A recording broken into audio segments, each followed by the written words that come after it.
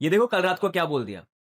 Nobody expected that. We were shocked. कल रात को प्रेस कॉन्फ्रेंस में डोनाल्ड ट्रंप ने बोला कि शायद यूएस आर्मी को ईरान में नहीं होना चाहिए। उनको लगा था सुप्रीम लीडर को एलिमिनेट करेंगे, रिवोल्ट होगा और उसके बाद रिजीम चेंज हो जाएगा, लेकिन बदले में लोग जो है यूनाइट हो गए और उन्होंने अटैक करना स्टार्ट कर दिया।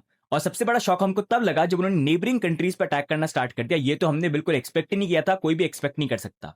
और तो कुछ रिपोर्ट्स का ये बोलना है कि डोनाल्ड ट्रंप को वार्न किया था ईरान पे अटैक किया तो नेबरिंग कंट्रीज के बेसिस पे भी अटैक होगा। अभी मेन फोकस एरिया बन गया स्टेट ऑफ हॉर्मस, जहां पर लास्ट टाइम यूएस ने जब अपने शिप्स वगैरह मूव करने स्टार्ट करे थे उसके बाद ही हमको ईरान के ऊपर अटैक होते हुए देखने को मिला, सुप्रीम लीडर को एलिमिनेट किया।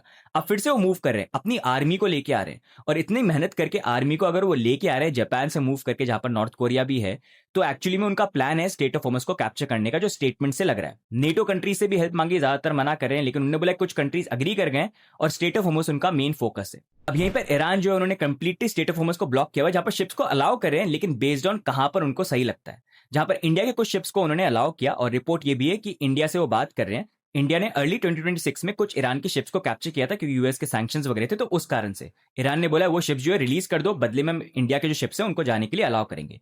एक शिप पाकिस्तान का भी पास हुआ है जिसको लेकर रिपोर्ट आ रही है कि उन्होंने चाइनीज युआन में जो ऑयल लेके जा रहे हैं उसका पेमेंट किया है, लेकिन कोई ऑफिशियल कॉन्फर्मेशन नहीं है। और ये जो स्टेटमेंट भी है ईरान की कि भाई कोई भी ऑयल खरीद रहे हो किसी भी कंट्री से, चाइनीज युआन में पे करो, हम पास होने का अलाउ करेंगे, ये सब स्टेटमेंट है, उन्होंने प्रेशर क्रिएट करने के लिए बोली है। कोई भी ऑफिशियल फॉर्मुलाइज कॉन्फर्मेशन इसका हुआ नहीं है। तो जितनी आप रील्स देख रहे हो लोग बस बोल रहे हैं, ऑफिशियली अभी ऐसी कोई चीज नहीं है और इन सारी चीजों में टाइम भी लगता है। लेकिन अभी स्टेट ऑफ हॉर्मस जो कंप्लीटली ईरान कंट्रोल कर रहा है, वहां पर यूएस अब उनका नेक्स्ट प्लान है कि वहां पर वो अटैक कर सकते हैं और आने वाले टाइम पे हमको प्रॉब्ली वो देखने को मिल सकता है। बाकी ऑयल की प्राइस देखें तो करंटली ऑलरेडी $100 पे चल रही है और ऐसी फाइट आगे चलती रही तो $150 भी जा सकती है, ऐसे एनालिस्ट का बोलना है। इसी कारण से अभी बैटल हमको आने वाले दिनों में देखने को मिल सकती है।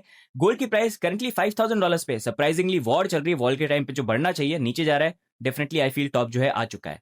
साथ में अगर गोल्ड से पैसा निकलेगा तो प्रॉब्ली आई फील बिटकॉइन के अंदर मूव करना चाहिए, जहां पर करंटली ऐसे बिटकॉइन की प्राइस $74,300 पे ट्रेड कर रही है। स्लाइट करेक्शन की पॉसिबिलिटी बन सकती है जहां पर हम $71,000 तक आए, जहां पर Wednesday 11:30 PM IST important time रहेगा, जहां पर यूएस के इन्फ्लेशन नंबर्स आएंगे तो मार्केट की वॉलेटिलिटी होगी। तो ओवरऑल यही अपडेट, बाकी लाइक फॉलो शेयर जरूर कर लेना।